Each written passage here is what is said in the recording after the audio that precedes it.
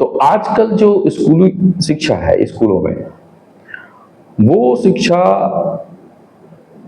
बिल्कुल marks oriented शिक्षा है। और मार्क्स ओरिएंटेड शिक्षा से कभी भी जेईई के बारे में तो सोचिए ही मत। नीट में भी अच्छा स्कोर नहीं आने वाला। हेलो एंड नमस्कार एवरीवन, मैं हूं राम मोहन।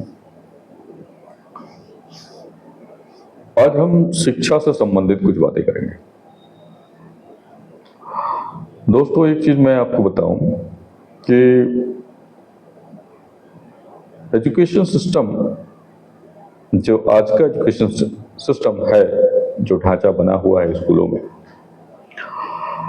उसमें बच्चे क्या कर रहे हैं कि उसको रटने की कोशिश करते हैं हर एक सब्जेक्ट को। स्पेशली अगर मैं फिजिक्स की बात करूं तो मैंने कई बार ऐसा पाया कि बच्चा फिजिक्स को पढ़ता है, वो लर्न नहीं करता, या मैथमेटिक्स को भी वो लर्न नहीं कर रहा है। वो बस किसी तरह मार्क्स कैसे आएंगे एग्जाम में, बस उसके लिए पढ़ रहा है। वो उसका जो बेसिक कंसेप्ट है वो क्लियर नहीं है। खास करके जिस तरह के कंसेप्ट्स की रिक्वायरमेंट आईआईटी जेईई में है, फिजिक्स की ही हम कंटिन्यू करते हैं क्योंकि आमतौर पे मैं फिजिक्स ही देखता हूं। तो मैंने एक चीज पाया कि इवन वो बच्चे भी जिनका परसेंटेज बोर्ड का 99.99% दिखा रहा, उनका भी कोर लेवल का कंसेप्ट क्लियर नहीं है। और हमारे बोर्ड का पैटर्न भी कुछ ऐसा है कि derive this, define this, what is a size unit, what is this, what is that, इस तरह के क्वेश्चंस आते हैं। और न्यूमेरिकल भी एक ज्यादातर केस पर सिंपल ही रहते हैं। एक सिंपल इन द सेंस कि फॉर्मूला लगाया, आंसर आ गया, सारा कुछ डेटा दिया हुआ, फीड करिए, आंसर आ जाए। बट इस तरह के एजुकेशन सिस्टम में क्या होता है कि बच्चा रट लेता है, कि वो समझता नहीं है चीजों को। वो रट करके किसी तरह से डेरिवेशन को लिख देता है, डेफिनेशन को लिख देता है, और अपने स्कूल कॉलेज का वो टॉपर बन जाता है।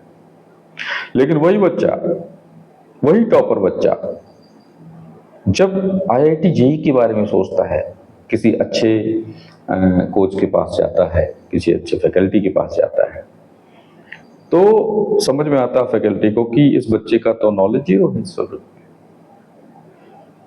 दूसरी तरफ कई बार वो बच्चे आईआईटी जेईई में या नीट में अच्छा कर जाते हैं जिनको स्कूलों में ज्यादा तवज्जो नहीं दी जाती है।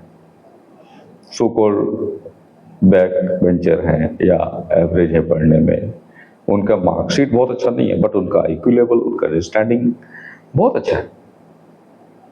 और वो बच्चे ही आमतौर पर टॉपर बनते हैं।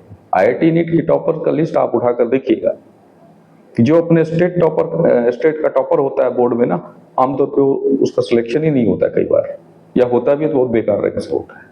रीजन ये है कि बोर्ड में मार्क्स लाना एक अलग चीज है, एक अलग स्ट्रैटेजी है। और जेन्युइनली टैलेंटेड होना, ज्ञानवान होना, वो एक अलग चीज है।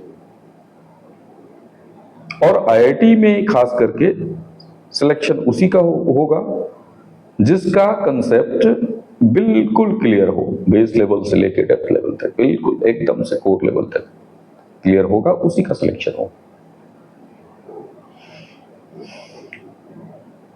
तो आजकल जो स्कूली शिक्षा है स्कूलों में, वो शिक्षा बिल्कुल मार्क्स ओरिएंटेड शिक्षा है। और मार्क्स ओरिएंटेड शिक्षा से कभी भी जेईई के बारे में तो सोचिए ही मत। नीट में भी अच्छा स्कोर नहीं आने वाला। ठीक है, तो अगर आप जेईई या नीट में अच्छा करना चाहते हैं, या अपने बच्चे के बारे में ऐसा सोचते हैं कि जेईई या नीट में अच्छा करे, तो उसको आप ये सजेशन दीजिए कि तुम सिर्फ नोट्स मत पढ़ो, टीचर्स के नोट्स पर डिपेंडेंट मत रहो, बुक रीडिंग करो, बुक के लाइन बाय लाइन पढ़ो, टेक्स्ट बुक के। ठीक है, खास करके अगर आप कॉम्पिटिटिव एग्जाम के लिए सोच रहे हैं, अलोंग विथ योर बोर्ड्स तो देखिए मेरे ख्याल से अपने आप होता है। अगर आपके कंसेप्ट क्लियर हैं, बहुत अच्छे से आपका बच्चा पढ़ रहा है, या आप स्टूडेंट हैं तो अगर आप बहुत अच्छे से पढ़ रहे हैं कंपटीशन लेवल के लिए, तो बोर्ड तो अपने आप होता है। ये एक बहुत बड़ा मिसकंसेप्शन है बच्चों के माइंड में, और ये र्यूमर फैलाए गए हैं कुछ टीचर्स के द्वारा भी। ठीक है, इसमें टीचर्स का भी बहुत बड़ा रोल है। तो ऐसा र्यूमर है कि अगर हम आईआईटी लेवल की पढ़ाई करेंगे तो बोर्ड का रिजल्ट खराब हो जाएगा। ऐसा कुछ नहीं। अगर जेन्युइनली कोई स्टूडेंट आईआईटी लेवल का नॉलेज रखता है, ऐसा कभी हो ही नहीं सकता कि उस सब्जेक्ट में उसका बोर्ड के पेपर में वो मार्क्स उसके खराब आ जाए। ऐसा नहीं होता है, बिल्कुल नहीं हो सकता। ये मेरा पास्ट एक्सपीरियंस है। मेरे स्टूडेंट्स जो आईआईटी में अच्छा रैंक दिए हैं, नीट में अच्छा रैंक दिए हैं, उनका बोर्ड में भी अच्छा है। तो मेरे पास पूरा डेटा है, पूरा प्रूफ है के साथ मैं कॉन्फिडेंट हूं इस मामले में। ठीक। दूसरी चीज, बच्चों को मैं हमेशा ये गाइड करता हूं कि कभी भी अगर आप जेईई नीट के बारे में सोच रहे हैं तो don't be dependent only on NCERT, specially in mathematics and physics. ठीक है, बहुत सारे लोगों को मैंने ऐसा मिसगाइड करते हुए देखा। मैं ये ऐसा वर्ड यूज कर रहा हूं, मिसगाइड करते हुए। मैंने ये देखा कि लोग कहते हैं कि भाई एनसीईआरटी पढ़ो, एनसीईआरटी पढ़ो, उसमें सब कुछ हो जाता है, जेईई भी हो जाएगा, नीट भी हो जाएगा, बोर्ड भी हो जाएगा। और वो सो कॉल्ड इंस्ट्रक्टर, टीचर और जो भी कह लीजिए, वो खुद भी वो एनसीईआरटी के अलावा दूसरे बुक्स पढ़ते हैं, फिर वो क्लास में जाते हैं और बच्चों को कहते हैं सिर्फ एनसीईआरटी पढ़ो। ऐसा नहीं है। स्पेशली इन फिजिक्स मैंने देखा, सिर्फ एनसीईआरटी पढ़ के आपका कंसेप्ट बिल्कुल नहीं क्लियर होने वाला। आपको रेफरेंस बुक का हेल्प लेना ही पड़ेगा। तो क्यों आप बच्चों को का टाइम खराब करने के लिए इस तरह की मिसगाइडेंस वाली बातें कर रहे हैं? भाई आप बच्चे को यही बोलिए कि भाई देखो कि एक अच्छा सा टेक्स्ट बुक उठाओ और ऑलरेडी उसमें एनसीईआरटी है। जो कुछ भी एनसीईआरटी में दिया हुआ है, जो भी लाइन आपको लगता है ये बहुत बढ़िया लाइन, साइंटिफिक लैंग्वेज दिया हुआ है, बहुत बढ़िया लैंग्वेज दिया हुआ है, इसमें अच्छे से समझाया हुआ, तो अच्छे से तो नहीं समझाया हुआ, पहले तो ये तो एक मिथ है। ठीक है, हाँ, कुछ एक हिडन मीनिंग है उस सेंटेंस में जिसका एक्सप्लेनेशन उन्होंने नहीं दे रखा है। बच्चा कैसे समझ जाएगा उसका हिडन जो मीनिंग है? तो उसके लिए तरीका यह है कि जितनी भी आजकल बहुत से अच्छे अच्छे बुक्स हैं मार्केट में, जिसमें आप पढ़ते हैं अगर, तो एनसीईआरटी के जितने भी की पॉइंट्स हैं उसका प्रॉपर एक्सप्लेनेशन दिया हुआ उसमें। तो क्यों ना हम बच्चे को ऐसा सजेस्ट करें, कोई एक बढ़िया सा टेक्स्ट बुक सजेस्ट करें।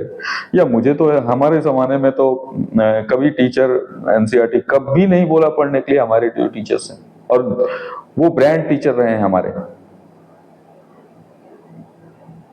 आज के डेट में वो टीचर्स आइकन है इंडिया में।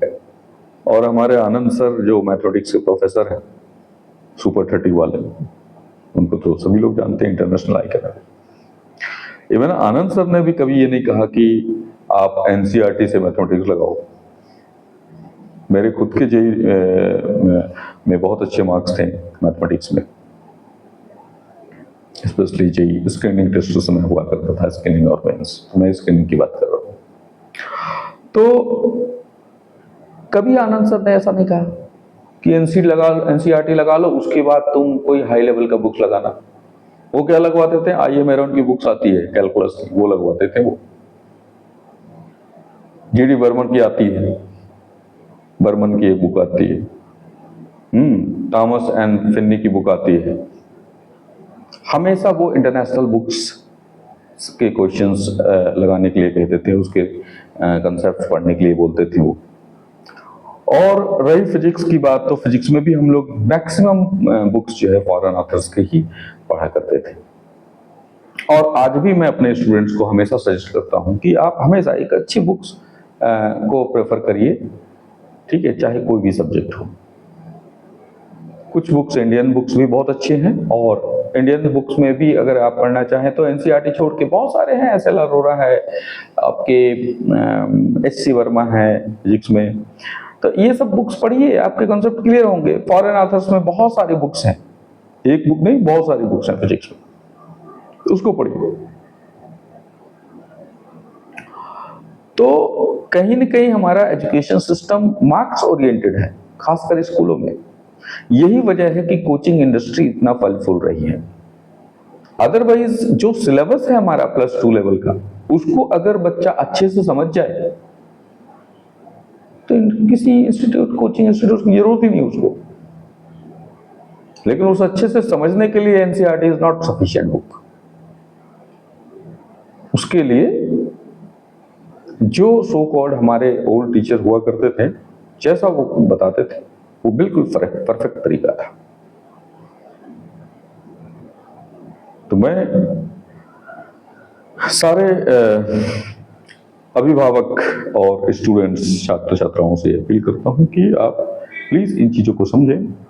अगर आप जीवन में कुछ अच्छा करना चाहते हैं, हमेशा बड़ा सोचें और अच्छे बुक्स फॉलो करें, और इस तरह से अपने टारगेट को आप अचीव कर सकते हैं।